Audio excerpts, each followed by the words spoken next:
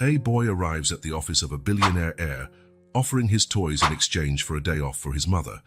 But when the billionaire responds, he leaves both the boy and his mother speechless. The alarm went off at 4:30 a.m., as it always did. The piercing sound cut through the silence of the tiny apartment, echoing against walls that seemed as thin as paper. Marie opened her eyes slowly, every muscle protesting the inevitable movement. Pain, her most loyal companion, began its daily ritual before the first rays of sunlight even appeared. Her fingers found the switch on the small bedside lamp, casting a weak yellow glow that revealed the peeling paint on the cramped walls. The cracked mirror on the wall reflected the image of a woman whom time had treated mercilessly. At 32, the lines on her face told stories she would rather forget. The dark circles beneath her brown eyes stood as silent witnesses to countless sleepless nights and endless days. Her hair, once her pride, was now always tied back in a severe bun, a few grey strands already appearing at her temples, prematurely aging her. The apartment was tiny, but Marie took pride in how impeccably clean she kept it, even on nights when her back screamed for rest. This was her sacred ritual. Every surface had to shine. Every object had its specific place. It wasn't just about organization. This was her way of maintaining dignity, of showing the world that poverty did not equate to sloppiness, of teaching Lucas that self-respect began with caring for the space they called home. In the kitchen, Marie opened the meticulously organized but sadly empty cabinets. Her paycheck wouldn't come for another week, and the options for Lucas's lunchbox were limited.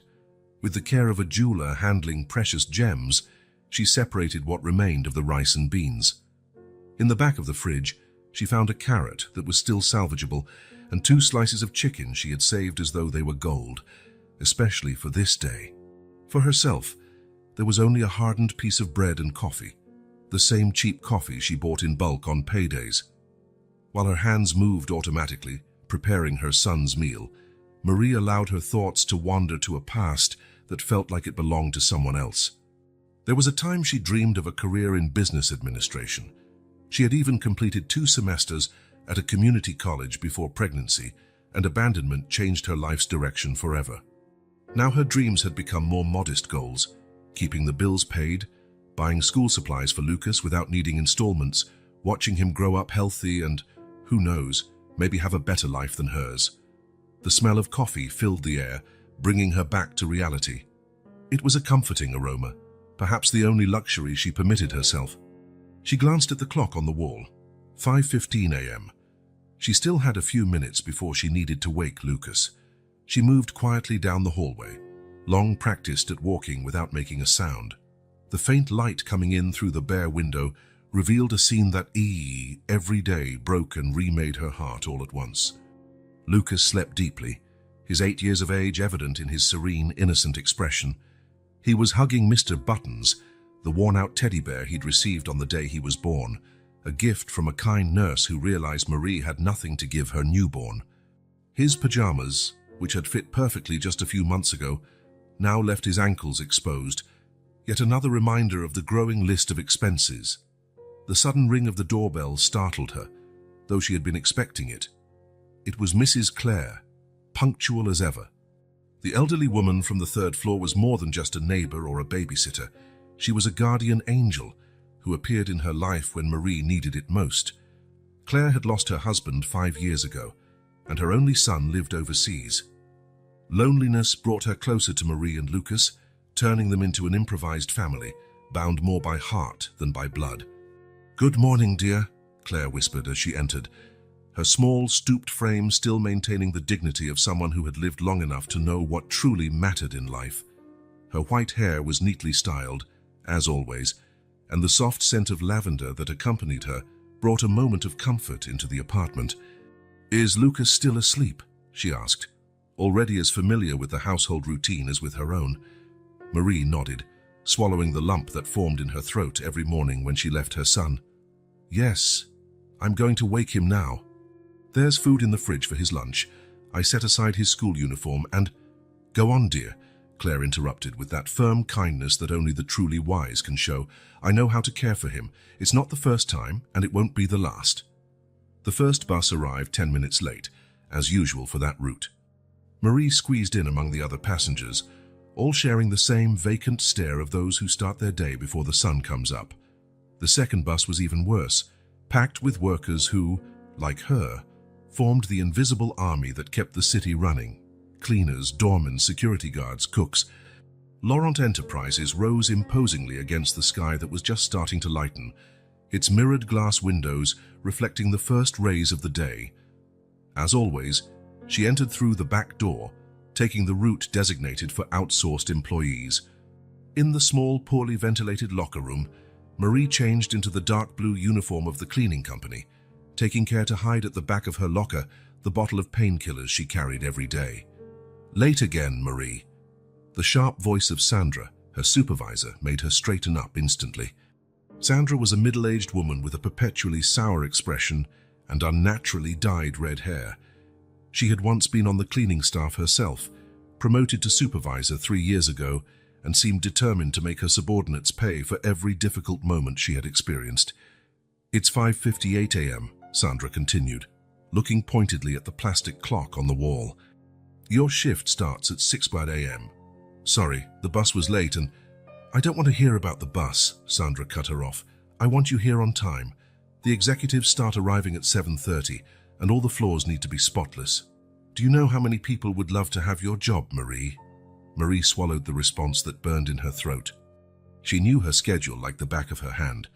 12 offices, 5 restrooms, 2 break rooms. Every minute was timed. Every task had its own strict deadline. Sandra demanded perfection, and Marie couldn't afford to disappoint. The hours dragged on like ants carrying a weight bigger than themselves. Marie started with the restrooms, which had to be immaculate before the first executives arrived. Then came the offices, each one with its own quirks, each demanding attention to the tiniest detail. It was invisible work. No one noticed when it was done well, but everyone complained at the slightest hint of imperfection. Marie knew every corner of those offices better than their occupants did. She knew which executives spilled coffee on their desks, which were organized, which treated their workspace like an extension of the trash can. She knew their lives from the scraps they left behind: family photos on desks, forgotten birthday gifts, remnants of expensive food in disposable packaging. By 5 p.m., when she finally left the building, Marie could barely feel her legs. The commute home seemed longer each day, every jolt of the bus sending waves of pain through her exhausted body. Her back ached, her knees protested, and a headache was forming behind her eyes. All she wanted was to hug Lucas, take a hot shower, and sleep. When she opened her front door, the smell of homemade soup hit her like an unexpected embrace. Voices came from the kitchen. Claire was at the stove, stirring a steaming pot, while Lucas worked on his homework at the small table. The scene was so domestic and welcoming that Marie felt tears forming in her tired eyes. "Mom!" Lucas abandoned his books and ran to hug her.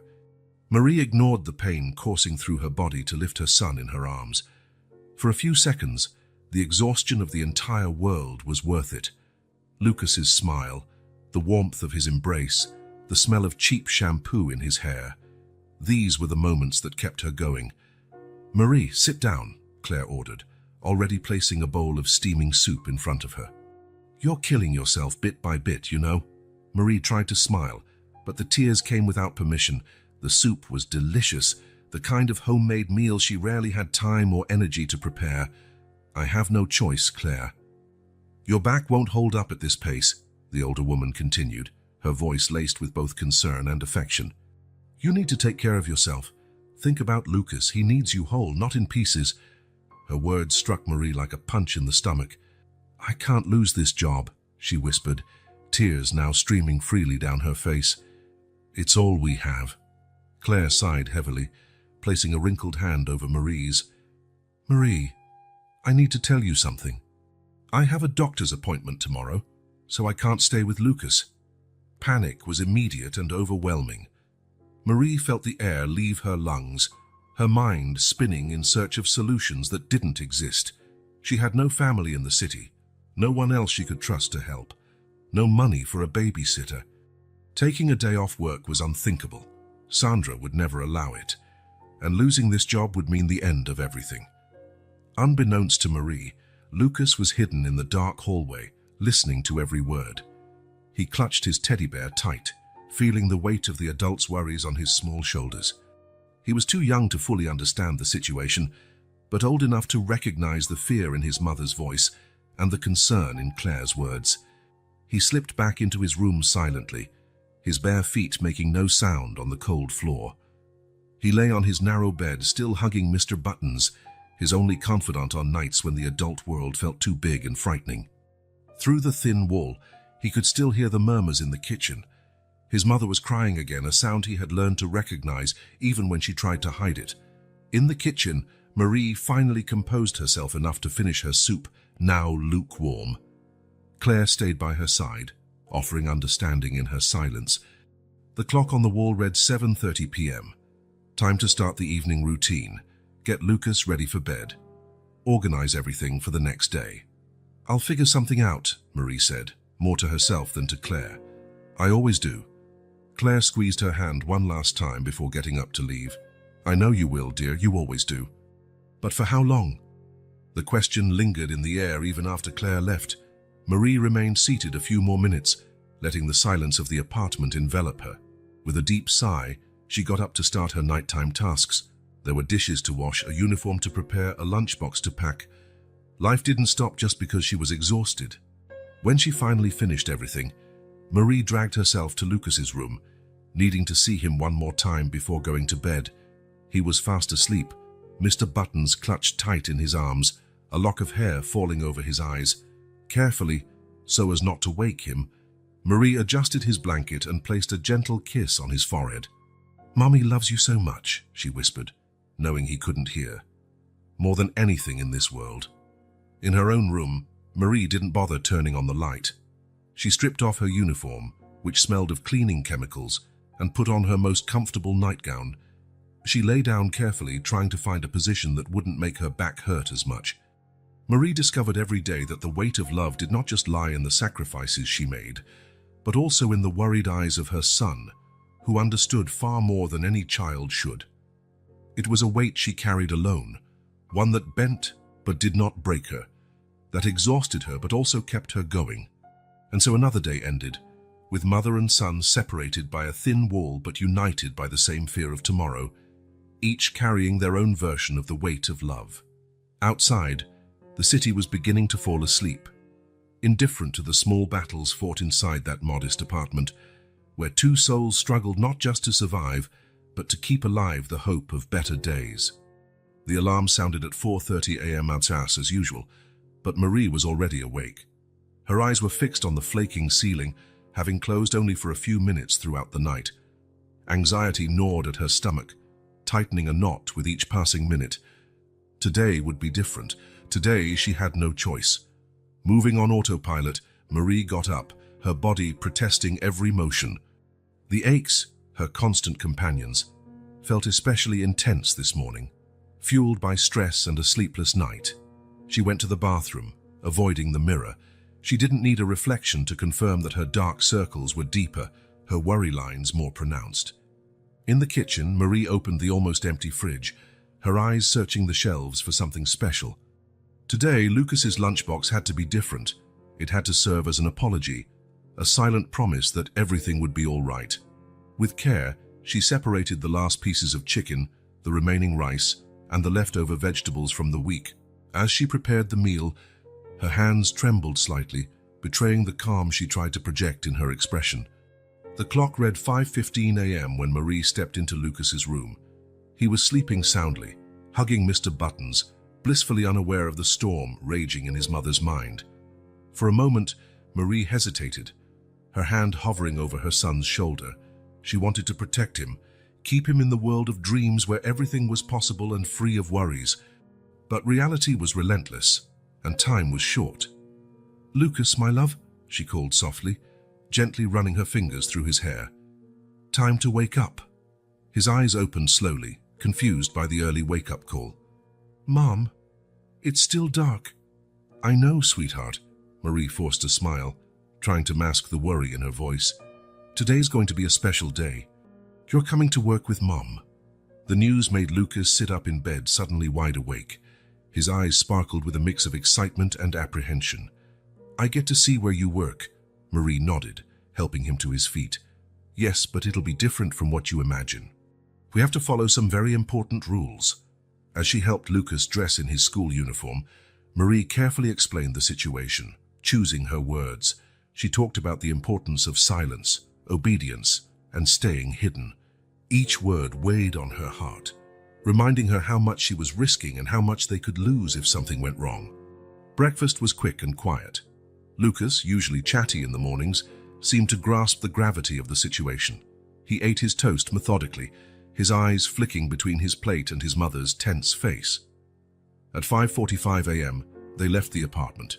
The hallway was silent, other doors still closed, their inhabitants unlikely to stir for another hour or two. Marie held Lucas's hand firmly, as though afraid he might vanish if she let go. The bus stop was almost empty at that hour, with only a few sleepy workers waiting, each lost in their own worries. When the bus arrived, Marie and Lucas took seats in the back, away from curious eyes. During the ride, Marie continued instructing Lucas in a hushed, urgent tone. "Remember, my love, you have to be very quiet. No noise, no leaving the spot where I put you. It's like a game of hide and seek, but much, much more important." Lucas nodded at every instruction, his wide, serious eyes locked on his mother's face. He might not fully grasp the situation, but he understood the fear in Marie's voice and the tension in her posture. "I promise, Mom, I'll be as quiet as a mouse." They arrived at Laurent Enterprises half an hour earlier than Marie's usual time. The imposing building looked even more intimidating in the dim morning light. Marie quickly guided Lucas through the service entrance, her eyes darting around for any sign that they'd been noticed. The basement was a labyrinth of dimly lit corridors and identical doors.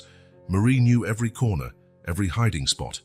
She led Lucas to a small break room, rarely used by the cleaning staff who hardly had time to catch their breath, much less rest. "Here, my love," Marie said, opening the door to the tiny room.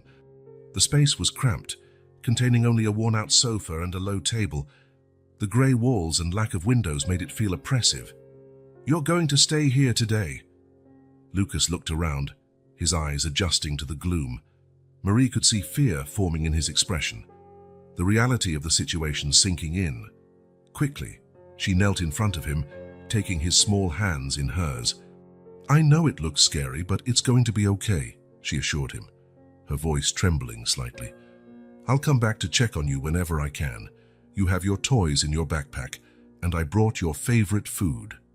With quick, efficient moves, Marie improvised a bed on the sofa, using spare cleaning blankets she found in a nearby cabinet. She arranged the few toys Lucas had brought, some toy cars, a coloring book, and, of course, his inseparable Mr. Buttons. "Remember, Lucas, it's very important that you stay quiet. No matter what you hear out there, you can't leave this room. Understand?" Lucas nodded solemnly, clutching Mr. Buttons to his chest. "I understand, Mum. I'll be the quietest boy in the world." Marie kissed her son's forehead, fighting back the tears threatening to fall. "You're the bravest boy in the world. Mommy loves you so much." With one last look at Lucas, Marie closed the door to the room, feeling her heart break a little more with each step she took away from him. Marie's workday began as usual, but every move she made was accompanied by growing anxiety. As she cleaned the offices, her thoughts remained fixed on Lucas, picturing him alone in that dark room. Every sound made her jump, fearing someone had discovered her secret. In the basement, Lucas tried to be brave. The darkness of the room, broken only by the faint light beneath the door, was frightening. The building's noises, distant footsteps, the hum of machinery, muffled voices seemed amplified in the oppressive silence. He played quietly with his toy cars, inventing stories in his mind to pass the time. Mr. Button stayed by his side, a comforting presence in the midst of the strangeness. Occasionally, Lucas picked up his coloring book, but the dim light made it hard to see the outlines properly. Time dragged. Lucas ate the lunch his mother had prepared, guessing it was around noon, savoring every bit of the chicken she'd made so carefully. The food offered a small comfort, a reminder of Marie's love and care. Suddenly, Footsteps in the hallway made Lucas freeze. They were heavy, unfamiliar, drawing dangerously close to his door. The boy clutched Mr. Buttons tightly, his heart pounding so hard it felt like it might burst. The footsteps stopped right outside. Lucas held his breath, remembering his promise to stay absolutely quiet. For a moment that felt like an eternity. Nothing happened. Then, as abruptly as they had come, the footsteps moved away. Lucas exhaled, tears silently rolling down his cheeks. In that moment, more than ever, he wished for his mother. Marie, for her part, was enduring her own torment upstairs. Each minute away from Lucas was torture. She moved through her tasks like an automaton, her body performing the familiar motions while her mind stayed in the basement with her son. During her rare breaks, Marie dashed down to the basement, her heart in her throat each time she neared the door to Lucas's hiding place. She opened it carefully, dreading what she might find, only to be greeted by her son's relieved smile. "Everything okay, my love?" she would whisper, hugging Lucas briefly. "Are you being brave?"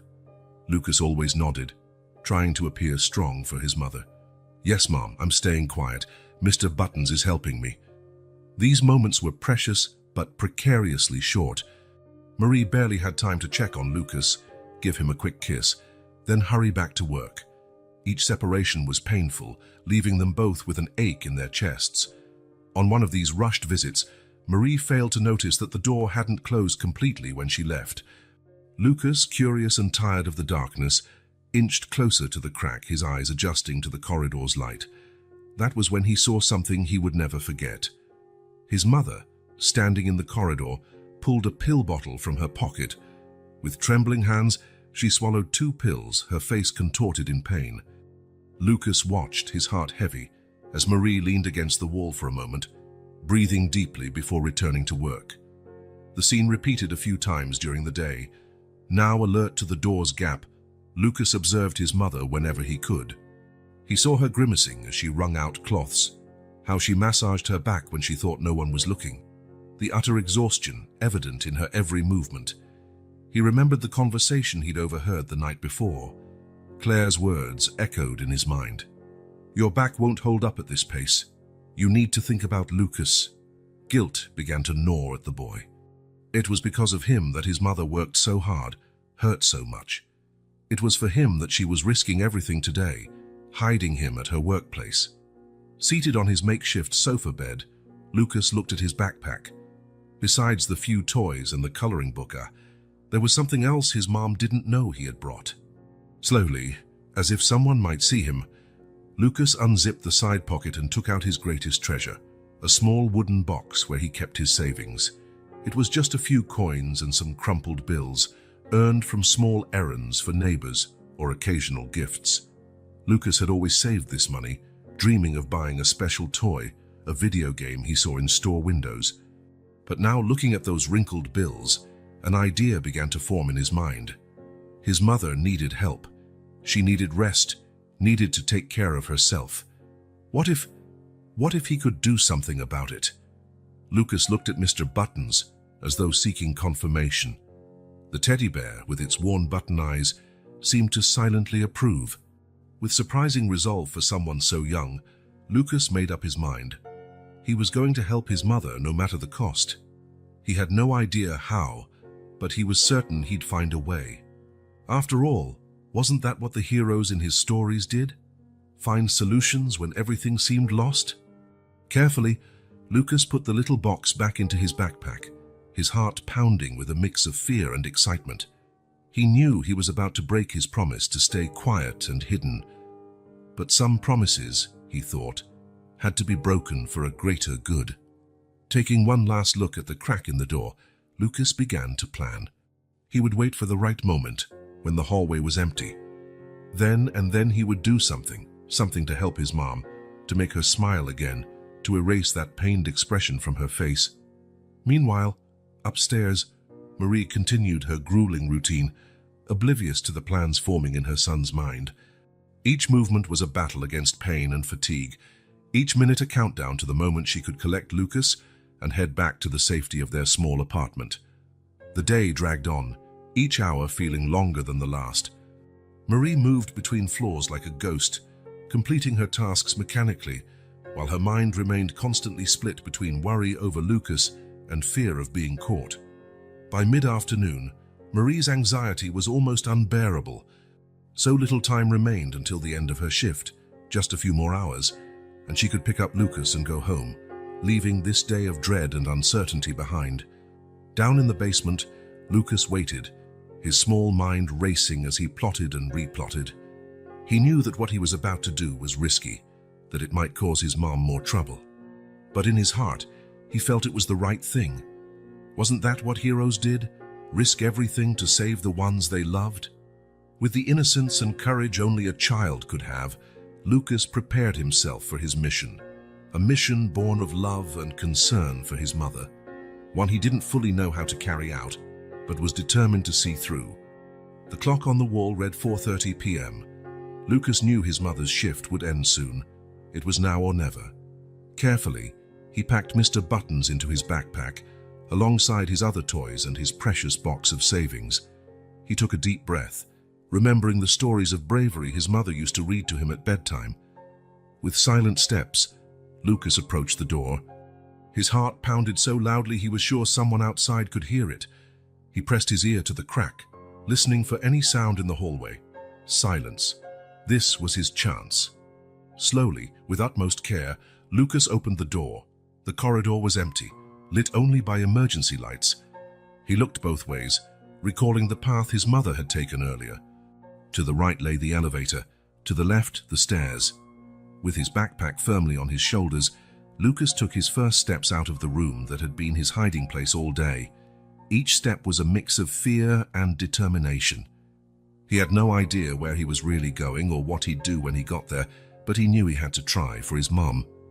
As Lucas embarked on his journey through the corridors of Laurent Enterprises, Marie continued her work upstairs, completely unaware of the adventure her son was beginning.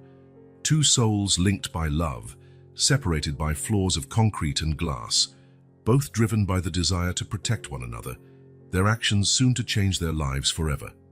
And so, with the heart of a child determined to make a difference and a mother's unconditional love as his compass, Lucas took his first step into the unknown, leaving the safety of his hiding place to explore a world of possibilities and dangers his young mind could barely comprehend. Lucas stood in the corridor, ready for his unlikely mission, while Marie, unaware of her son's plans, continued her daily struggle upstairs. The fate of both, hanging on a fragile thread of hope and fear, awaited the events to come that promised to change their lives forever. Lucas remained still in the ground floor corridor, his small 5-year-old frame pressed against the cold wall. His heart beat so loudly he feared the sound might echo. Minutes crawled by as he waited, listening for any sign of someone approaching. The boy looked both ways, his wide, frightened eyes scanning the area. On his right, he saw the elevator his mother used every day. On his left stretched a long corridor leading to unknown parts of the building. Lucas knew he had to decide quickly. Hesitantly, he stepped away from the wall and moved toward the elevator. His backpack, filled with toys and laden with his hopes, felt enormous on his small shoulders. Each step was a blend of dread and determination. When he reached the elevator doors, Lucas realized a new problem. He could barely reach the buttons. Standing on tiptoe, stretching his arm as far as possible, he managed to press the call button. The gentle hum of the elevator in motion made his heart pound even faster. The doors opened with a soft ding, revealing a spacious, elegant interior, worlds apart from the worn-down elevator in his apartment building. Lucas hesitated before stepping inside, gripping the backpack strap as though it were a lifeline. The interior was intimidating, with mirrored walls that reflected his small and frightened image. Lucas stood in a corner, trying to make himself as small as possible. His tiny finger hovered over the panel of buttons, unsure which one to press. He knew he had to go to the top floor, where the important people worked. But there were so many buttons. Before he could decide, voices approached the elevator. Lucas panicked, shrinking further into his corner. A group of employees entered, immersed in animated conversation about some project. No one seemed to notice the small boy in the corner, dressed in a school uniform with a worn backpack. One of the employees pressed the button for the top floor, to Lucas's relief. The elevator began its ascent, stopping occasionally to let passengers on and off. Lucas remained in his corner, practically invisible among the adults' legs. Each time the doors opened, he squeezed his eyes shut, dreading the sight of his worried mother's face or a stern security guard. The ride felt endless to the 5-year-old. He counted floors in his head as his mom had taught him, but quickly lost track. Finally, after what seemed like an eternity, the elevator reached the top floor. The doors opened onto a silent, luxurious corridor, completely different from the lower floors Lucas sometimes saw when he rarely accompanied his mother to work. The floor was covered in plush carpet that muffled footsteps. The walls were adorned with imposing paintings and golden nameplates. Lucas took a hesitant step out of the elevator, his eyes wide with both wonder and fear. A golden plaque on the wall caught his attention. Executive Offices.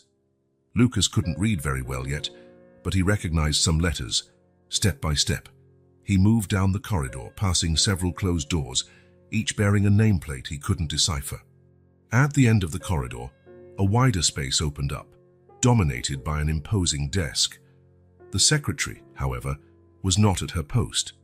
Lucas looked around, confused, then noticed a small sign on the desk. On break. Back in 15 minutes. He couldn't read the words, but guessed the person who should be there was away. Beyond the secretary's desk, a pair of tall wooden doors stood out. A shiny plaque read, Thomas Laurent, President. Lucas instinctively sensed this was where he needed to go. With his heart in his throat, he approached the doors. He could hear muffled voices on the other side. A meeting, perhaps. His little hand trembled as he reached for the doorknob. For a moment, his courage faltered. What if he was making a terrible mistake? What if this only made things worse for his mother? Then, like a flash, he remembered Marie swallowing pills in secret. The nights he heard her quietly crying, "No!" He couldn't give up now. With determination surprising for such a small child, Lucas turned the handle and pushed the door open. The scene that revealed itself was intimidating. A large conference table took up most of the room, surrounded by men in expensive suits. At the head of the table, a middle-aged man with graying hair and piercing eyes stopped speaking mid-sentence, his gaze locking on the small intruder. For a moment, silence reigned. Lucas felt every eye on him, a mix of surprise and confusion on the executives' faces. His legs trembled so badly he thought he might collapse. It was Thomas Laurent who finally broke the silence. "Well, it seems we have an unexpected visitor," he said, his voice tinged with intrigue and amusement. He rose from his chair, his eyes never leaving Lucas. "To what do we owe the honor, young man?" Lucas swallowed hard, his throat suddenly too dry to speak. With shaking hands, he opened his backpack. The executives looked on, perplexed, as the boy began to remove his toys, one by one, placing them carefully on the conference table. First came Mr. Buttons, the threadbare teddy bear that was his most faithful companion. Next, a few toy cars, dented but still shiny, a small storybook with yellowed pages from frequent use, and finally, the small plastic box containing his savings, coins and crumpled bills. Thomas Laurent watched in silence, his expression shifting from amusement to curiosity, and then to growing concern as he registered the seriousness in the boy's face. "Sir," Lucas finally found his voice, though it was scarcely more than a whisper. I'm here to make a deal." The executives exchanged confused glances, but Thomas gestured for them to remain silent. He approached Lucas, kneeling to meet the boy's eye level. "What kind of deal, my young friend?" he asked gently. Lucas took a deep breath, summoning every ounce of courage. "I want to trade all of this," he said, gesturing to his toys and the box of money, "for a day off for my mom." The room fell into absolute silence. Thomas blinked, clearly caught off guard by the statement. "Your mom?" he asked kindly. Lucas nodded, tears beginning to pool in his eyes. "She works here, she cleans the offices, but she's always tired, always in pain. I saw her taking medicine in secret today, making faces when she wrings the cloths. She needs to rest, sir. Please." Thomas's expression changed, a shadow of worry crossing his face. He looked at the toys spread on the table, treasures of a child offered in a desperate act of love. "What's your mom's name, son?" Thomas asked, his voice gentle but firm. "Marie," Lucas answered, a tear rolling down his cheek. "Marie Dubois." Thomas stood abruptly, turning to one of the executives. "Get HR in here immediately. I want all the information they have on Marie Dubois from the cleaning staff." As the executive hurried out to fulfill the request, Thomas turned back to Lucas. "You were very brave to come here, Lucas. But your mum must be worried sick. Let's go find her, okay?" Lucas nodded, relieved he wasn't in trouble, but still apprehensive about what would happen next. Thomas turned to the other executives in the room. "Gentlemen, I'm afraid we'll have to postpone the rest of our meeting. Please excuse us." As the executives left in silence, casting curious looks at Lucas, Thomas indicated a chair by the table. "Why don't you sit down, Lucas? We can talk a bit more about your mom while we wait for the HR information." Lucas climbed onto the chair, his legs dangling without reaching the floor.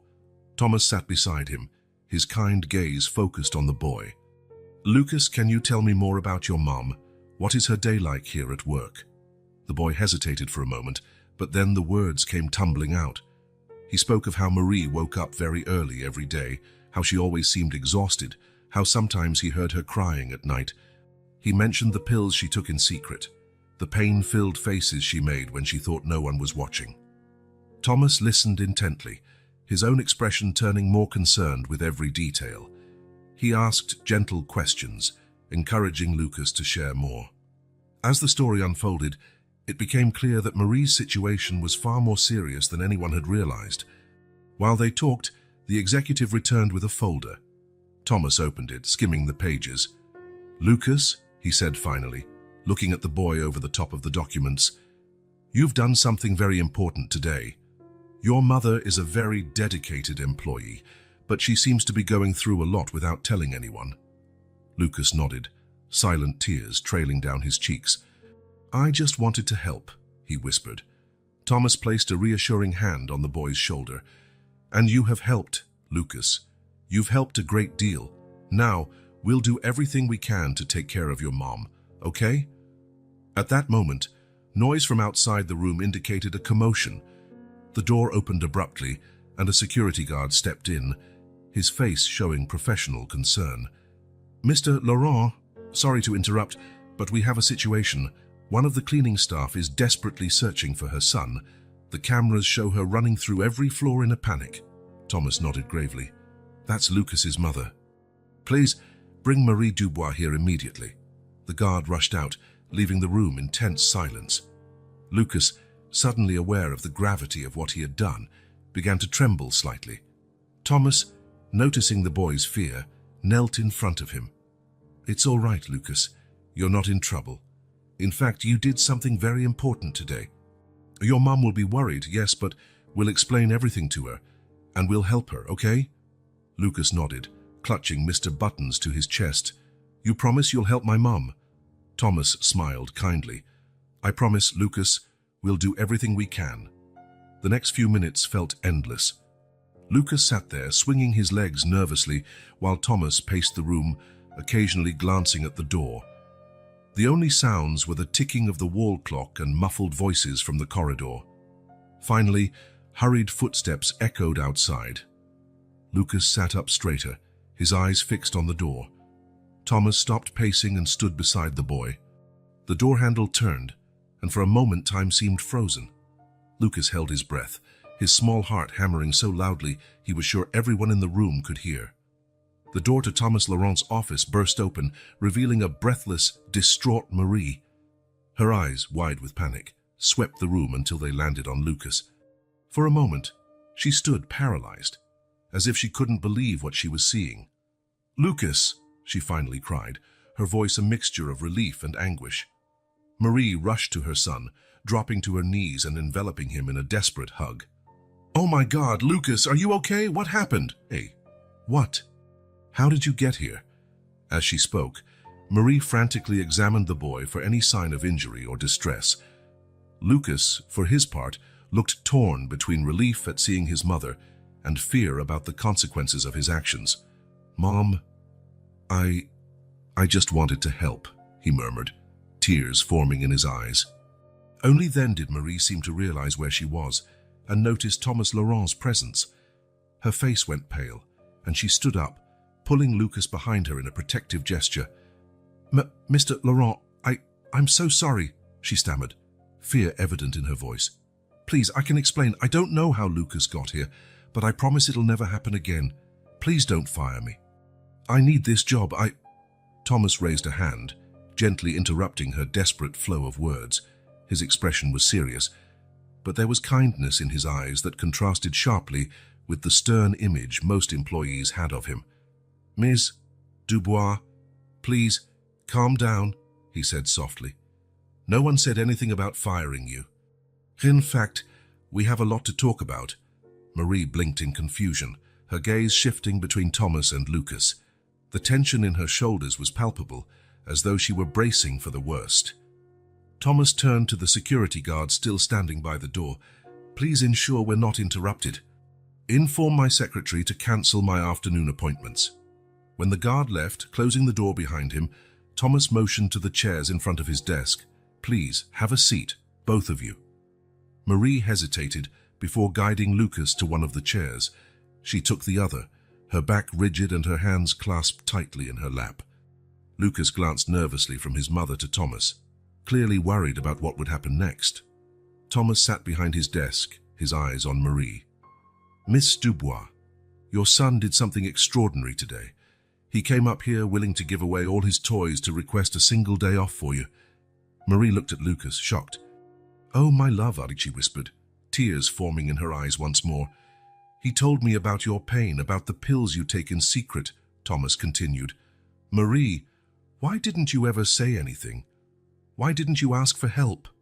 Marie lowered her eyes, shame and fear evident in her posture. I couldn't risk losing this job, sir.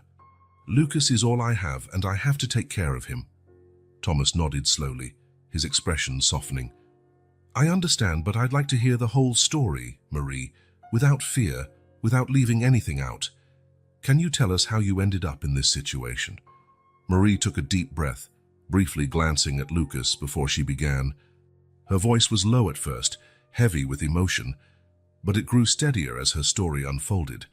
She spoke about how she became pregnant at 19 while still a college student, how Lucas's father disappeared upon hearing the news, leaving her alone, how her conservative parents, disappointed, kicked her out of their home.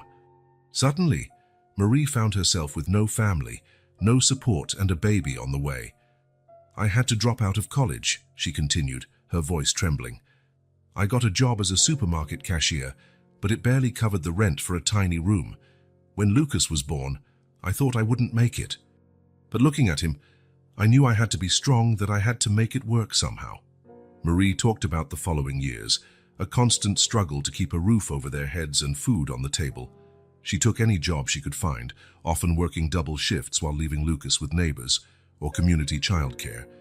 When I got this job at Laurent Enterprises, it felt like a miracle, she said, a small, tired smile forming on her lips. The pay was better. There were benefits. For the first time, I felt like I might give Lucas a slightly better life. Thomas listened attentively, his face a mask of concentration. He watched not just her words, but her body language, the nuances of her voice. He saw the deep exhaustion in her eyes, the dark circles testifying to nights spent awake. He noticed her hands, calloused and rough from years of manual labor. But the work is hard, he commented gently, and it's wearing you down. Marie nodded slowly. It is, but I can't complain. Many people don't even have a job, and Lucas, he deserves the best I can give him. Thomas leaned forward, his gaze steady on Marie's. Marie, above all else, you need to rest. Marie blinked, surprised by his blunt statement. Rest? But It's not a request, Thomas interrupted kindly. I'm giving you a paid week off, effective immediately. Marie's mouth fell open, clearly shocked by the offer. A week? Paid? But why? Thomas smiled, a genuine expression that softened the lines of his face. Because you deserve it, Marie.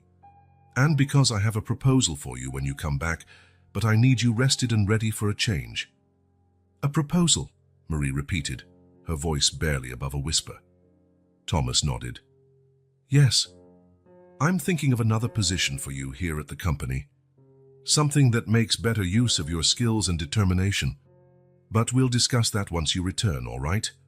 Marie still seemed stunned, unable to fully process what she was hearing. Noting her confusion, Thomas shared something personal. "You know, Marie, my own mother was a cleaner for many years," he said, his gaze distant for a moment. "I saw firsthand how hard she worked, how much she sacrificed for me and my siblings. I promised myself that one day, if I had the chance, I'd do something to help hard-working mothers like her." He turned his eyes back to Marie and Lucas. "And as for you, young Lucas," he said with a smile, "how about spending the week in our corporate daycare center? That way, your mom can really rest knowing you're safe." Lucas glanced at his mother, his eyes shining with excitement and uncertainty. Marie, for her part, looked on the verge of tears. "Mr. Laurent, I don't know what to say," she stammered, her voice thick with emotion. Thomas smiled gently. "You don't have to say anything, Marie. Just accept this opportunity. Rest, take care of yourself, spend time with your son. When you return, we'll talk about the future." Marie nodded, silent tears running down her cheeks. She hugged Lucas, who began crying too, a mixture of relief and emotion flooding them both. Thomas watched the scene for a moment before grabbing his planner. "I'll schedule a meeting for a week from now, at 10 a.m. Does that work for you, Marie?" Marie agreed, still at a loss for words. Thomas smiled, standing up and walking to the door. "Well, I think we've had enough excitement for one day," he said softly. "Why don't the two of you go home now? Rest, and remember, Marie, you're not alone anymore." Marie got to her feet, holding Lucas's hand tightly. She looked at Thomas, her eyes brimming with gratitude. "Thank you," she finally managed, her voice barely a whisper. Thomas opened the door, guiding them out.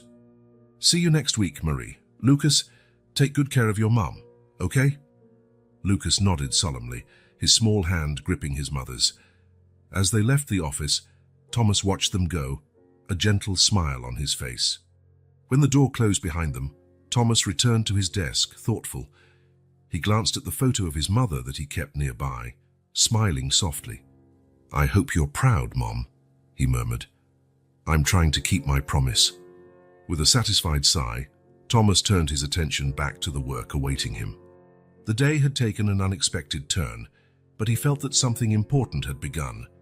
A shift he hoped would make a difference not just in Marie and Lucas's lives, but in many others as well. Meanwhile, in the elevator heading back down, Marie held Lucas close, both of them emotionally and physically exhausted. The small apartment that once felt cramped and stifling now seemed like a haven of security and comfort. "Mom," Lucas whispered, "you don't have to worry anymore. I'll always take care of you." Marie kissed the top of her son's head, her heart overflowing with love and gratitude. "My little hero," she murmured, "we'll take care of each other. Always." The elevator doors opened, and mother and son stepped into the daylight, ready to face whatever the future held. Lucas's journey to the top floor had ended, but a new journey, a journey of hope and possibilities, was just beginning for the Dubois family. As they walked to the bus stop, Marie allowed herself, for the first time in a long while, to dream of a better future. She didn't know exactly what Thomas Laurent had in mind, but she sensed that a door had opened, an opportunity that could change their lives. "Lucas," she said softly as they waited for the bus, "what do you say we spend this week doing fun things together?" Lucas's eyes lit up. "Can we go to the park and maybe the library?" Marie smiled, feeling a weight lift off her shoulders. "Yes, my love. We can do all that and more." When the bus arrived, they boarded with a sense of lightness they hadn't felt in a long time. The future was still uncertain, but for the first time in years, Marie felt she had reason to be optimistic. As the bus pulled away from Laurent Enterprises, Marie glanced out the window at the towering building. Silently, she made a promise to herself. No matter what happened, she would make the most of this opportunity. For Lucas, for herself, and for the trust Thomas Laurent had placed in her. The afternoon sun bathed the city in a golden light, seeming to symbolize the start of a new era for Marie and Lucas, an era of possibilities, hope, and perhaps, finally, a little peace. Marie and Lucas arrived home late that extraordinary afternoon, both drained emotionally and physically. The tiny apartment, which once felt so constricting, now seemed to exude warmth and safety. "Let's have a bath and rest a bit, sweetheart," Marie said gently to Lucas, who nodded sleepily. After a simple dinner and a warm bath, Marie tucked Lucas into bed. He fell asleep almost instantly, still clutching Mr. Buttons. Marie stood watching him for a few minutes, her heart overflowing with love and a newfound sense of hope. Finally, allowing herself to relax for the first time in years, Marie lay down in her own bed. The exhaustion of countless sleepless nights and relentless days finally caught up with her. Her eyes closed, and she slipped into a deep, restorative sleep. When Marie finally woke up, the late afternoon sun was filtering through the thin curtains. Disoriented, she looked at the clock, shocked to see she had slept almost 24 hours straight. Panicking, she leapt up, only to find Lucas calmly watching cartoons in the living room, munching on a sandwich. "Mommy!" Lucas exclaimed brightly when he saw her. "You slept a lot. I made a sandwich all by myself." Marie hugged her son, a mixture of relief and guilt flooding her. "I'm sorry, my love. Mommy was really tired." "It's okay, Mom," Lucas smiled. "Mr. Laurent said you needed to rest. Remember?" Lucas's words brought back memories of the previous day, and Marie felt a surge of gratitude and disbelief. Did she really have a whole week of paid leave? It seemed too good to be true. Over the following days, Marie devoted herself to spending quality time with Lucas. They visited the local park, where Lucas could finally play without hurry. They went to the public library, borrowing books to read together every night. Marie even managed to take Lucas to the city zoo, a dream he'd always had, but which they'd never had the time or money to realize. Midweek, following Thomas's advice, Marie scheduled a doctor's appointment. The diagnosis was a wake-up call. Years of strenuous work and neglecting her own health had taken a toll. The doctor found issues with her back, chronic muscle tension, and signs of severe fatigue. He prescribed medication, recommended physical therapy, and emphasized the need for lifestyle changes. Sitting in the doctor's office, hearing the list of her health problems, Marie felt a mix of fear and gratitude. Fear of what might have happened if she'd continued at her current pace. Gratitude for the unexpected intervention that forced her to slow down and take care of herself. At night, after putting Lucas to bed, Marie often found herself thinking about Thomas's mysterious proposal. What could he have in mind? What kind of work could she do at the company besides cleaning? The uncertainty made her anxious, yet also hopeful. However, a nagging feeling crept in. Maybe she didn't deserve all this help. Years of hardship had deeply scarred her self-esteem. Marie wrestled with thoughts that she was just a cleaner, that she had no special skills to offer. "You deserve good things, dear," Claire's voice surprised her one day.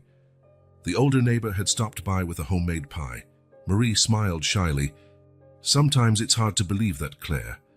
"I see the change in you," Claire commented, her wise eyes studying Marie. "You look more rested, more alive, and Lucas is beaming. This time off was the best thing that could have happened for both of you." It was true. Lucas seemed to flourish under his mother's full attention. He laughed more, talked more, and his eyes sparkled in a way Marie hadn't seen in a long time. Seeing him like that made her heart swell and strengthened her resolve to do whatever it took to keep him that happy. As the week drew to a close, Marie prepared mentally for her return to the company and for the mysterious proposal from Thomas. She reviewed her abilities, wondering what she could possibly offer beyond hard work and dedication. On the night before her return, after putting Lucas to bed, Marie sat on their small balcony, staring at the city lights. For the first time in years, she allowed herself to dream of a brighter future. A future free from constant worry about overdue bills, one in which she could give Lucas more than mere survival. "Tomorrow is a new beginning," she murmured to herself, a small smile forming on her lips. "And I'm ready for it." With renewed determination, Marie went to sleep, anxious yet hopeful about what the next day would bring. Her week of rest had been more than just physical recuperation. It was a chance to rediscover her inner strength and her ability to dream. Now, it was time to make those dreams reality. On the morning of her return to Laurent Enterprises, Marie woke before her alarm. Nerves consumed her, but they felt different from the constant fear she once knew. This time, there was an undercurrent of anticipation, a sense that something important was about to happen. She dressed carefully, choosing her best outfit, a simple black skirt and a white blouse she saved for special occasions. She brushed her hair meticulously, noticing that the dark circles beneath her eyes had receded significantly. "Mama, you look beautiful," Lucas said, entering the room in his pajamas. Marie smiled, warmth filling her heart. "Thank you, my love. Today is an important day for both of us, remember? You're going to check out your new daycare." After a calm breakfast, mother and son took their usual route to Laurent Enterprises. But today, instead of slipping in through the back door, Marie headed for the main entrance, holding Lucas's hand firmly. The grand lobby, with its marble floors and well-dressed receptionists, was momentarily intimidating. Marie hesitated, feeling out of place. But the memory of Thomas Laurent's kind words encouraged her. "Good morning, how can I help you?" asked one of the receptionists, politely smiling.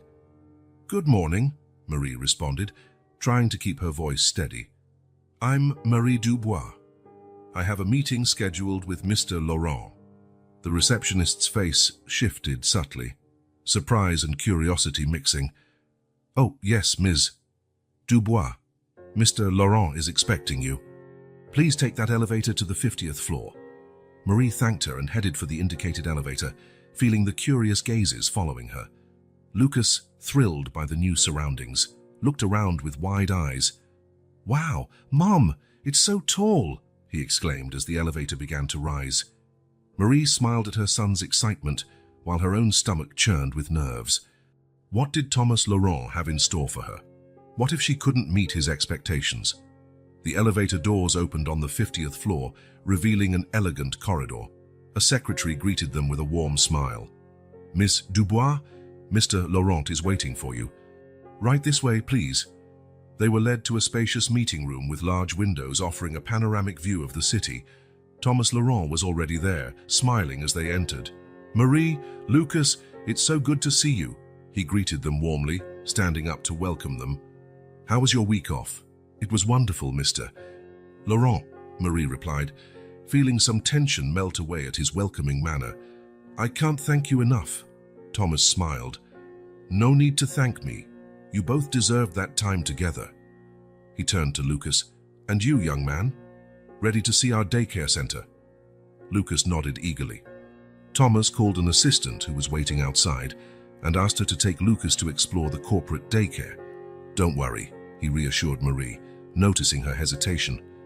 "He'll be in great hands, and you can check on him during your breaks." Once Lucas left, Thomas gestured for Marie to sit. He took a seat across from her. "All right, Marie, I'm sure you're curious about the proposal I mentioned." Marie nodded, her heart racing. "I'll get straight to the point," Thomas began. "I'd like to offer you an administrative position in our human resources department." Marie blinked, convinced she must have heard wrong. "I'm sorry, Mr. Laurent. I think I misunderstood." Thomas smiled kindly. "You understood perfectly, Marie. I'm offering you a position as an administrative assistant in HR. The role comes with full training, a significant pay raise, and all the benefits our administrative employees receive." Marie felt as if the air had been sucked out of the room. Her mind spun, trying to process what she was hearing. "But I don't have the qualifications for that. I never even finished college." "Marie," Thomas interrupted gently, "qualifications can be gained. What can't be taught is dedication, efficiency, and the ability to overcome adversity. And you have all of those in abundance." He went on to detail the offer. There would be an onboarding period with intensive training. Marie would have a mentor assigned to help her adapt. The salary would be almost double what she currently earned, with the possibility of increases based on performance. I don't know what to say," Marie stammered, feeling overwhelmed. "Say you accept," Thomas replied with an encouraging smile. I know it seems scary right now, but I believe in you, Marie. And I promise you'll have all the support you need." Marie closed her eyes for a moment, taking a deep breath. Part of her wanted to refuse, convinced it was too much, that she didn't deserve it. But then she thought of Lucas and how this opportunity could change their lives. "I accept," she said at last, her voice trembling slightly. "I'll do my best not to let you down, Mr. Laurent." Thomas's smile broadened. "I know you won't let me down, Marie. Welcome to your new role." The following days were a whirlwind of new experiences and challenges for Marie. She was introduced to the HR team, received her new ID badge, and was shown to her new workstation, a real desk with a computer, something she had never imagined having. Training began immediately. Marie found herself immersed in a world of spreadsheets, HR management software, and administrative procedures that made her head spin. Each day brought fresh information, new skills to master. Her mentor, a woman named Sandra, she was patient and encouraging, though Marie still often felt overwhelmed. There were moments she questioned whether she had made the right choice, wondering if she was destined to fail. Meanwhile, Lucas adapted surprisingly well to the new daycare. He came home every day bursting with stories about new friends and activities. Seeing her son's happiness soothed Marie whenever self-doubt crept in. Not everything was smooth sailing, though. Marie noticed the looks and whispers from some colleagues who clearly resented her sudden promotion. Remarks like, "She probably just got lucky," or "must know someone important," reached her ears, fueling her own insecurities. Imposter syndrome tormented her constantly. Marie second-guessed every decision, fearing she'd be exposed as a fraud any minute. In the first weeks, she went home exhausted, not just from the work itself, but from the constant effort of proving she belonged. Sensing her struggles, Thomas Laurent decided to step in.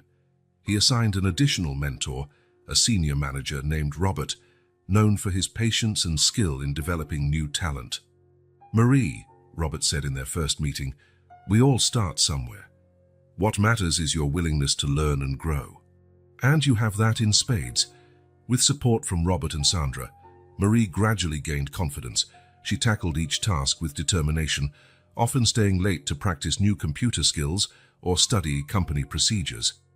Her first major opportunity to prove herself came about 2 months after her promotion.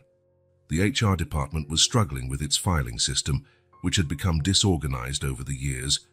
"Marie," Sandra said one day, "I'd like you to take on the project of reorganizing our department's files. It's a challenging task, but I think you have what it takes." Marie's initial fear quickly turned to determination. She dove into the project, spending hours analyzing the current system, researching more efficient methods, and drafting a detailed plan for the overhaul. For weeks, Marie worked tirelessly. She arrived early, stayed late, and often brought work home. Lucas, noticing her effort, offered moral support by sitting next to her while she sorted files, quietly giving her company. Finally, after a month of intense work, Marie presented the new filing system to the department. She was nervous but confident in what she'd done. As she explained the changes and their benefits, she watched her colleagues' eyes widen in surprise, then nod in approval. "Impressive, Marie," remarked the department head after her presentation. "This will save hours of work and make our processes much more efficient." The success of the filing project was a turning point for Marie. Her colleagues began to see her in a new light, recognizing her dedication and skills. The spiteful whispers faded, replaced by genuine requests for help and collaboration. Marie felt she was finally finding her place. There was still much to learn and many challenges ahead, but she was no longer paralyzed by the fear of failing. Each small victory, each new piece of knowledge, bolstered her self-belief. One evening, as she and Lucas headed home, Marie paused to look up at the towering Laurent Enterprises building. She remembered how she used to enter through the back, invisible and exhausted. Now she left through the front doors, still tired, but with a sense of accomplishment. "Mum," Lucas said, tugging on her hand, "are you happy in your new job?" Marie looked at her son, seeing in him the reason behind all her fighting and perseverance. "Yes, my love," she answered, smiling. "I'm very happy." As they walked home, Marie reflected on the incredible journey of the past few months, from desperation to hope, from invisibility to recognition. There was still a long way to go, but for the first time in years, Marie felt she was on the right path. The future, once a constant threat, now gleamed with possibilities. Marie was determined to embrace every one of them, not just for herself, but for the brave boy walking beside her, the boy who had risked everything to give his mother a chance at a better life. That night, as she tucked Lucas into bed, Marie made a silent promise. She would keep fighting, keep learning, keep growing, because now she knew she was capable of more than she had ever imagined. And with that realization came a sense of peace and purpose she had never felt before. The new beginning Thomas Laurent had offered was not just a new job. It was a new life, a new Marie, and she was ready to embrace it with all the strength she possessed. Marie was in the middle of a departmental meeting when her phone buzzed insistently in her pocket. She ignored it, focusing on her co-worker's presentation about new hiring policies. But by the third consecutive vibration, a chill ran down her spine. Something was wrong. The moment the meeting ended, Marie checked her phone. 3 missed calls and a voicemail, all from Lucas's daycare. Hands shaking, she played the message. "Mrs. Dubois, this is Sophia from the daycare. Please come as soon as possible. There's a man here claiming to be Lucas's father, demanding to see him. We have not allowed him access, Gan, but he's quite agitated. We need you here immediately." Marie's world seemed to collapse. Andre, after 5 years with no contact, he had shown up in the worst possible way. She rushed to the daycare, her heart pounding. When she arrived, she found Andre arguing heatedly with security. He looked older, more worn, but still had that arrogant gaze Marie knew too well. "Marie," he exclaimed when he saw her, a crooked grin forming. "Finally decided to show up. I heard you've moved up in the world." Marie felt her blood run cold. "What do you want, Andre?" "Oh, can't a man want to see his son?" he replied, feigning innocence. "And maybe discuss how you can help me now that you've got such a good job." Marie instantly recognized the veiled threat in his words. Andre had always been manipulative, and now he saw her as an opportunity for money. "You have no rights over Lucas," Marie said, trying to keep her voice steady. "Go away, Andre. We have nothing to talk about." Andre's grin vanished, replaced by a menacing glare. "Yes, I do, Marie, and if you don't want trouble, you'd better cooperate. I know where you work now. I can make your life hell." Before things escalated further, security intervened, escorting Andre off the premises. Marie, trembling, hugged Lucas, who, thankfully, had been kept away from the commotion. In the following days, Marie lived in constant fear. Andre began making threatening phone calls, demanding money and warning he would show up at her workplace to expose her true nature. Marie's terror was palpable, affecting both her job performance and her relationship with Lucas. Thomas Laurent soon noticed the change in Marie's behavior. The woman who had blossomed so much in recent months now seemed perpetually on edge and distracted. After observing her for a few days, he decided to intervene. "Marie," he called her after a meeting, "may I speak with you in private?"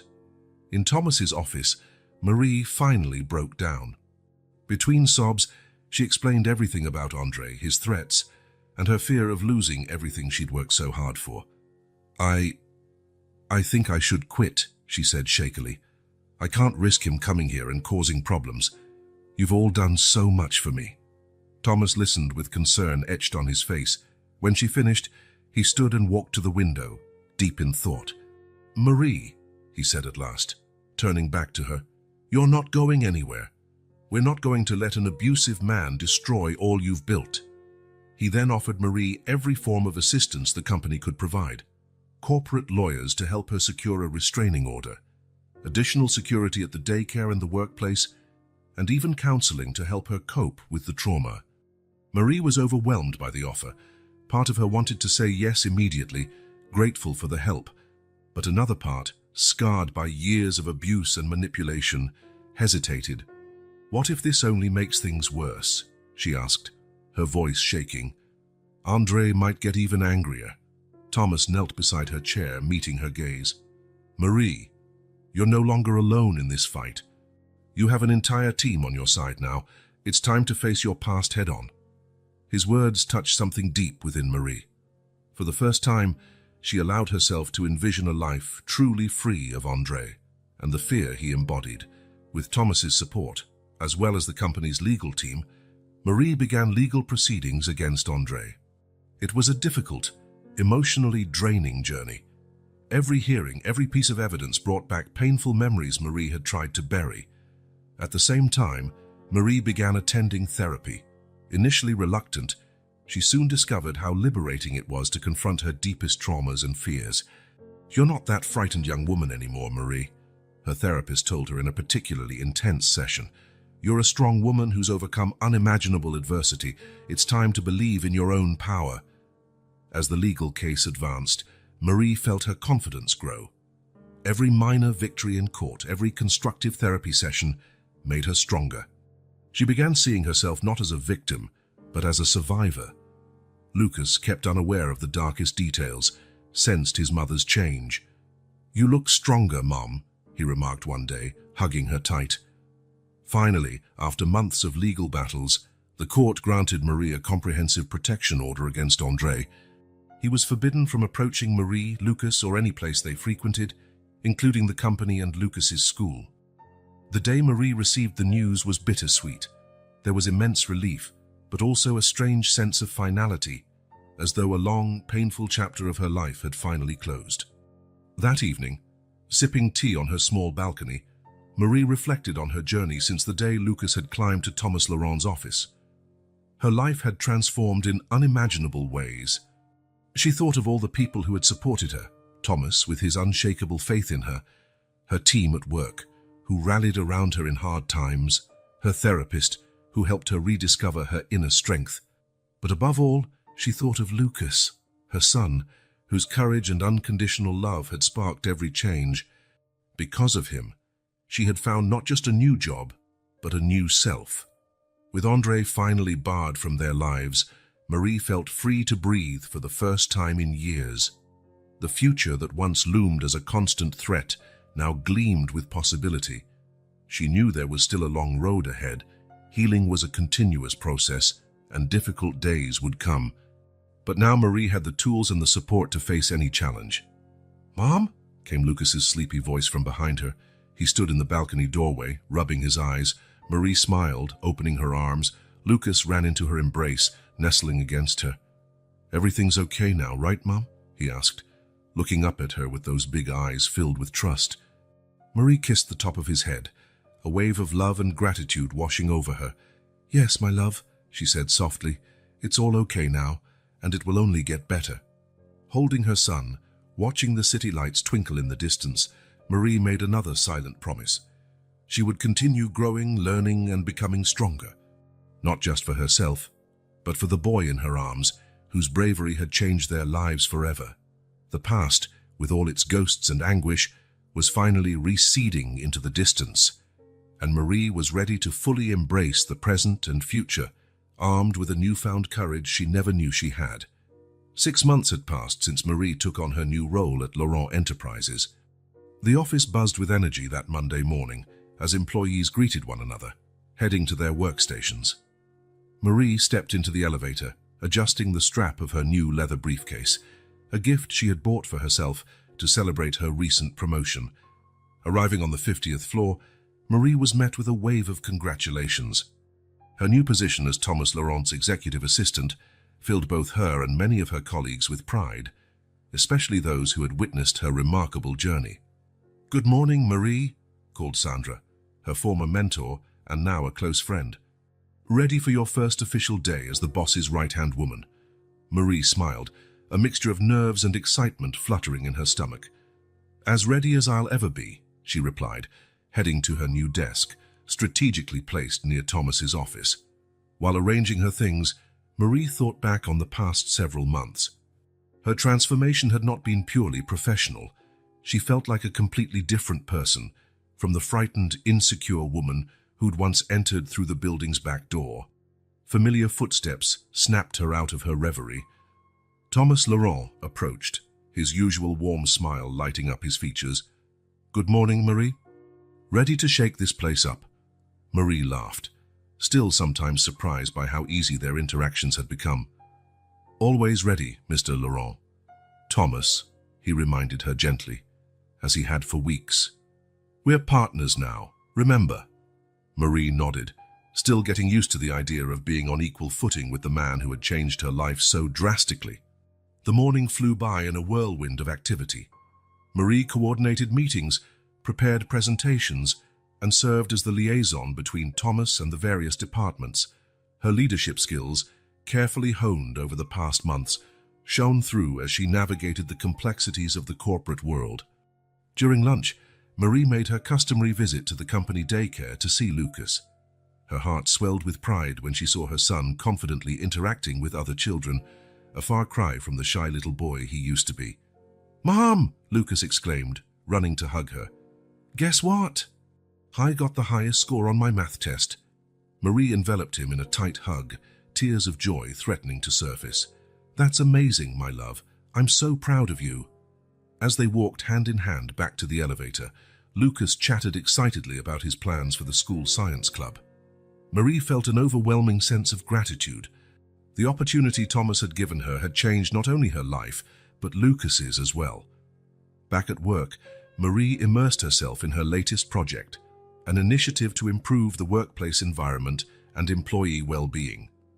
The idea had come from a casual conversation with Thomas, during which Marie expressed her desire to give back in some way after all she had received. "You see this company from a unique perspective, Marie," Thomas had said. "Use it. Show us how we can be better." Inspired, Marie spent weeks researching, interviewing employees at all levels, and developing proposals. Now, at last, she was ready to present her ideas to the board of directors. While preparing her presentation, Marie couldn't help but reflect on how much her life had changed. Over a year ago, she barely dared to make eye contact with the executives in the hallways. Now, she was about to propose ideas that could shape the company's future. The board meeting was intense. Marie presented her proposals confidently, her passion evident in every word. She talked about mentorship programs, upgrades to the corporate daycare, mental health initiatives, and most importantly, a recognition and development program for employees at all levels, including cleaning and maintenance staff. When she finished, the room fell silent. Marie's heart pounded, afraid she'd overstepped. Then, to her surprise, one of the oldest board members began applauding. Soon everyone in the room joined in, with Thomas beaming proudly at her side. "Marie," the director said, "you've shown us exactly why Thomas was so determined to bring you into this position. Your ideas are not just innovative, they're transformative. You have our full support to implement them." In the weeks that followed, Marie worked tirelessly to bring her plans to life. The project dearest to her heart was an appreciation event for the cleaning crew. She knew better than anyone how invisible their work could feel. The day of the event arrived and Marie was nervous. The company auditorium was filled with employees from every department. As members of the cleaning staff entered, most looking uncomfortable and out of place, Marie felt a lump in her throat. Thomas opened the event with a brief speech, thanking everyone for their hard work and dedication. Then, to many people's surprise, he called Marie to the stage. "Marie Dubois is not just my executive assistant," he said, pride coloring his voice. "She is the heart and soul of this initiative, and there's no one better to talk about the importance of what you do." Marie stepped onto the stage, her heart pounding. Looking out, she recognized familiar faces, people she had once worked alongside. She took a deep breath and began. "A little over a year ago, I was sitting where you are now," she started, her voice shaking slightly. "I knew every inch of this company, not because I was important, but because it was my job to keep it spotless. I felt invisible, or at least that's how it seemed." She paused, noticing how many in the audience nodded in recognition. "But the truth is, you've never been invisible. Every clean hallway, every sanitized restroom, every organized office, these things are vital to the running of this company. You are the foundation on which all our success is built," Marie continued, her voice gaining strength as she spoke about how essential their work was and how the company was now committed to valuing each and every employee. She announced new training programs, opportunities for advancement, and improved working conditions. "This company gave me a second chance," Marie concluded, tears glistening in her eyes. "And now it's our turn to extend that chance to every one of you, because everyone deserves the opportunity to shine, to grow, to change their lives." When Marie finished, the auditorium was silent for a moment, followed by an eruption of applause. Many people were openly crying, moved by her words and by the promise of a brighter future. Thomas returned to the stage, draping an arm around Marie's shoulders in a gesture of support and pride. "Marie has reminded us what truly matters," he said. "That's why I'm delighted to announce that, starting today, we're expanding our benefits to all employees, regardless of position. This includes full health coverage, education assistance, and a profit-sharing program." The room erupted in cheers and shouts of joy. Marie, overwhelmed by emotion, hugged Thomas, tears flowing freely down her face. Later that night, as Marie and Lucas walked home hand in hand, the boy looked at his mother with awe. "You changed everything, Mom," he said simply. Marie smiled, pulling her son close. "No, my love. We changed everything. Together." With the city lights shining around them, Marie reflected on the incredible journey she had taken. From invisible cleaner to an agent of change within the company, her transformation was a testament to the power of perseverance, compassion, and opportunity. And as she walked home with her son, she knew her journey was far from over. In truth, it was just the beginning of a new chapter, one full of possibilities, not just for her and Lucas, but for everyone whose lives she could now touch and transform. The morning sun streamed through the windows of Marie's office, glinting off the gold nameplate on her desk that read, "Marie Dubois, Special Projects Manager." She smiled at the words, still amazed at how much her life had changed in just 1 year. Marie was lost in thought when a soft knock on the door brought her back to the present. It was Sandra, her former mentor and now a dear friend. "Marie, Thomas is asking for you in his office," Sandra said, wearing a mysterious grin. Curious, Marie headed to Thomas's office. Opening the door, she was greeted by an unexpected sight. The room was decorated with balloons and a banner that read, "Happy Transformation Anniversary." Thomas stood there, along with several executives and employees, all smiling broadly. "Surprise!" they exclaimed in unison. Marie stared, her mouth falling open as tears welled in her eyes. "What is all this?" Thomas stepped forward, placing a gentle hand on her shoulder. "Marie, today marks exactly 1 year since a brave little boy came to this floor asking for a day off for his mother. We thought it was time to celebrate not just your incredible journey, but the impact you've had on all of us." One by one, employees from various departments approached to share how Marie's story had inspired and affected them. Sarah from accounting explained how the mentorship program Marie initiated helped her gain the confidence to pursue a promotion. John from the cleaning team spoke of how the new professional development policies encouraged him to go back to school.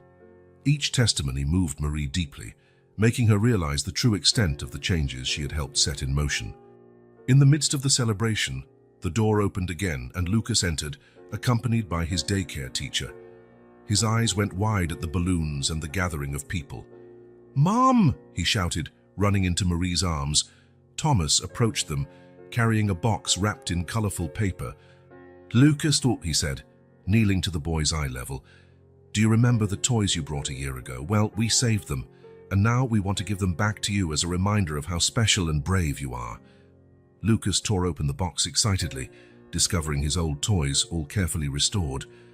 His eyes glowed when he saw Mr. Buttons, now sporting a new bow and patches where the fabric had worn away. Marie watched, overwhelmed by emotion. She remembered that day vividly, how she thought she was about to lose everything. Now, here she was, surrounded by people who valued her, with a joyful son and a bright future ahead. Thomas cleared his throat, calling everyone to attention. "Marie," he said, "I believe you have a special announcement to make." Marie nodded, drawing a calming breath before addressing the group. "As many of you know, education has always been a passion of mine. That's why I'm proud to announce the launch of the Laurent Enterprises Scholarship Program for employees' children. This program will offer full educational support from elementary school through college. The room erupted in applause and exclamations of joy. Marie saw tears in the eyes of many colleagues, especially those, like her once, who struggled to give their children the best. Thomas then took the floor again. "And that's not all," he said. "Inspired by Marie's impact on our company, we've decided to expand our social initiatives. We'll be launching a mentorship and professional development program in underserved communities, providing opportunities similar to what Marie received here." Marie felt her heart swell with pride and gratitude. She never imagined her story could inspire such significant changes. Suddenly, she noticed a familiar figure in the back of the room. "Claire," she called, surprised and moved to see her former neighbor. The elderly woman walked over, her eyes shining with pride. "I wouldn't miss this for anything, dear," Claire said, enveloping Marie in a warm hug. "Just look at you now. I always knew you were special." With Claire by her side and Lucas in her arms, Marie found herself surrounded by a love and support she once thought she'd never have. Thomas asked if she wanted to say a few words, and though nervous, Marie knew exactly what she wanted to share.